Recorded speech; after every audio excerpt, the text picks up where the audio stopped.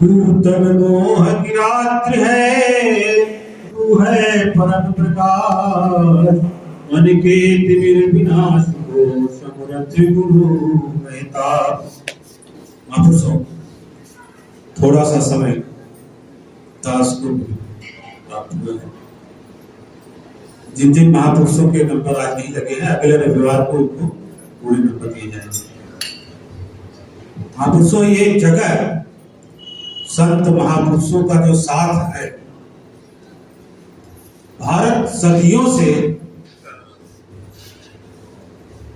यानी भारत दुनिया का एकमात्र ऐसा देश है, जब कहीं ज्ञान की कोई पंखुड़ी नहीं प्रस्फुटित हुई थी, उस समय आज से 2-2,500 साल पहले जब आदमी बहुत कम ज्ञान की चर्चा करता था, इस भारत देश में, इस धराधाम पे अनेक एक से एक संत। अभी पिछले परसों 5 तारीख को एक महान संत महात्मा बुद्ध की जयंती थी, जिनको हमारे भारत में तो अब कम मानते हैं, जबकि उनका जन्म स्थान, ज्ञान, ध्यान सब भारत में हुआ, लेकिन उनको यहाँ के लोग नहीं समझ पाए। और विदेश वाले चीन, Japan, Korea, Thailand, Burma, Sumatra, Sri Lanka, ऐसे ऐसे विकसित देश उनके ज्ञान को प्राप्त करके, उनके ज्ञान से लाभान्वित होकर के आज दुनिया के एक बड़ी से बड़ी हस्ती बनी। उनका ज्ञान क्या था? बहुत साधारण भाषा में समझाते थे। बड़ी कोई संस्कृत का बड़े बड़े श्लोक नहीं होते थे, कोई मंत्र नहीं होता था, कोई सूक्त नहीं होती थी। बड़ी साधारण भाषा में, अपनी लोक भाषा में लोगों को समझाते थे। वो कभी वो ये नहीं कहते थे कि बहुत बड़ा तप करो, साधना करो, समाधि में जाओ, ऐसा बहुत कम कहते थे। या ये भी नहीं कहते थे कि बिल्कुल कुछ भी मत करो। वो हमेशा मध्यम मार्ग की बात करते थे। वो कहा करते थे कि जैसे बीड़ा होती है ना, उसमें तार होते हैं, बीड़ा के तार को इतना मत टाइट कर दो कि वो टूट जाए या बेसुरा आवाज दे, या उसके तार को इतना मत ढीला कर दो कि उसमें ठीक से आवाज ही न निकले। तो वो हमेशा मध्यम मार्ग बताते। मध्यम मार्ग क्या है? उनका सबसे छोटा सा सिद्धांत एक था पंचशील का, जो आज विश्व के, यूनाइटेड स्टेट भी इस बात को मानता है, संयुक्त राष्ट्र, कि पंचशील का सिद्धांत यदि पूरे देश दुनिया के लोग माने तो ये लड़ाई झगड़ा आपस में। पंचशील में उन्हें बड़े साधारण भाषा में कहा कि पंचशील है क्या। 5 बातें उन्होंने बताई। पहली बात ये बताई कि झूठ नहीं बोलना चाहिए। कितनी साधारण सी बात। पहली बात बताई पंचशील का कि झूठ नहीं बोलना चाहिए।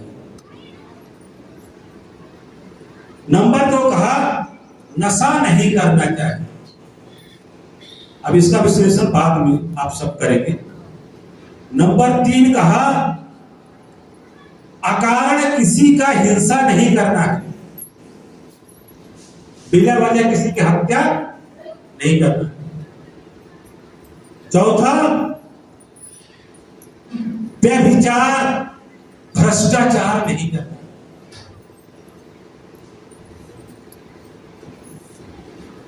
और 5वां कहा सब मिलकर के रहना। कितनी साधारण सी बात है, बहुत कहने में बहुत आसान है कि कभी झूठ नहीं बोलना चाहिए, यानी सदा सच बोलना चाहिए। लेकिन इस बात को कितना विस्तार से कहते जाइए, कि एक बात को ही अगर हम धारण कर लें कि सदा सच बोलना चाहिए, झूठ नहीं बोलना चाहिए, तो आदमी जो है यहीं पर उसको काफी परेशानी हो जाएगी।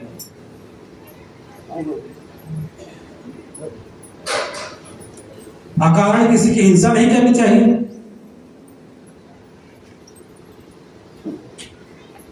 और एक बात नहीं थी, पांचवा था कि नशा नहीं करना चाहिए। बड़ी माकूल बात, आज से 2600 साल पहले कोई संत, कोई महात्मा ये बात कहे बहुत साधारण भाषा में, लेकिन सारे वेदांत का सार इसके अंदर आ जाता है। नशा न करें।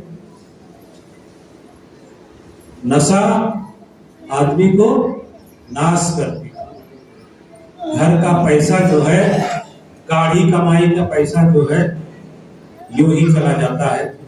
परिवार दुखी हो जाता है, बच्चे परेशान हो जाते हैं, उसकी शिक्षा बाधित हो जाती है, घर की उन्नति रुक जाती है, और उसकी वजह से घर में कलेश होता है। और जब कलेश होता है तो दुख होता है। जब दुख हो गया तो अशांति हो गई, और अशांति हो गई तो आदमी का जीवन बेकार हो गया। इसलिए नशा में विशेष तौर से जो छोटी मोटी चीजों को तो छोड़ दीजिए, लेकिन जो शराब है भाई, बहुत ही बेकार चीज। इसके बारे में तो हम सबको विचार करना चाहिए। झूठ नहीं बोलना चाहिए। अकारण किसी की हिंसा नहीं करनी चाहिए।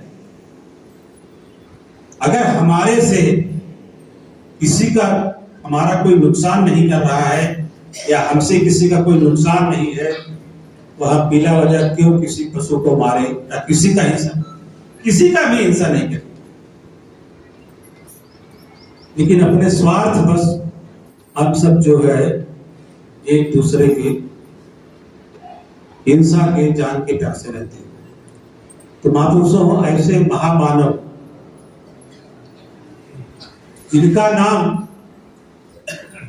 जिनको लोग महात्मा बुद्ध कहते हैं, लेकिन उनका नाम बुद्ध नहीं है। बुद्ध उनकी एक टाइटल है।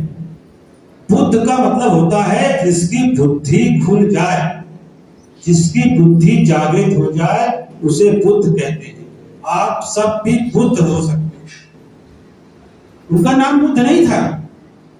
बुद्ध एक उपाधि है।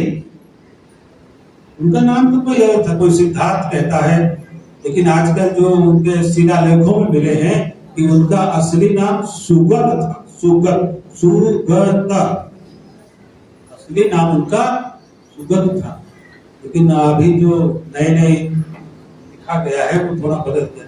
सिद्धार्थ है तो कोई बुद्ध कहता है, लेकिन उनका जो रिटर्न में आया है, अशोक के शिलालेखों में जो पाया गया है, उनका नाम सुगत है। लेकिन बुद्ध क्यों कहा गया? उन्होंने एक ही बात कहा कि अपनी बुद्धि को जागृत करो, बुद्धि का इस्तेमाल करो।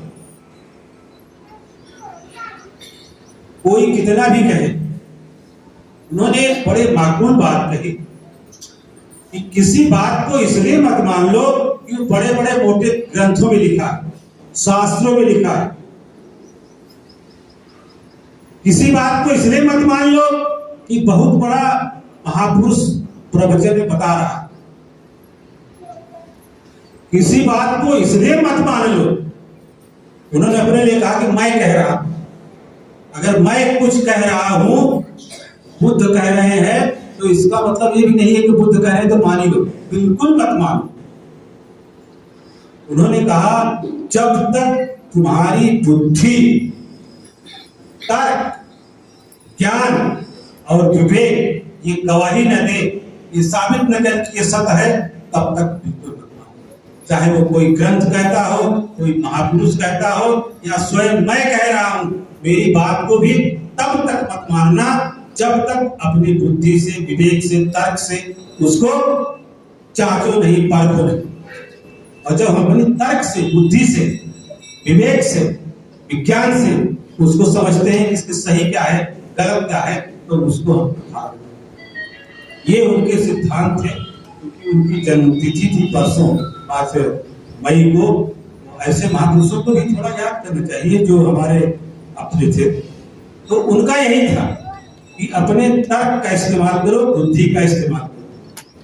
उन्होंने कभी ये अपने को नहीं कहा कि मैं गुरु हूं, ना उन्होंने कभी ये कहा कि मैं भगवान हूं।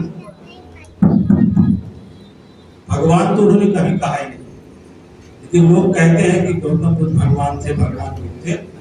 उन्होंने ये कहा कि अगर कोई मुझे भगवान कहता है तो समझ मुझको गाली दे रहा।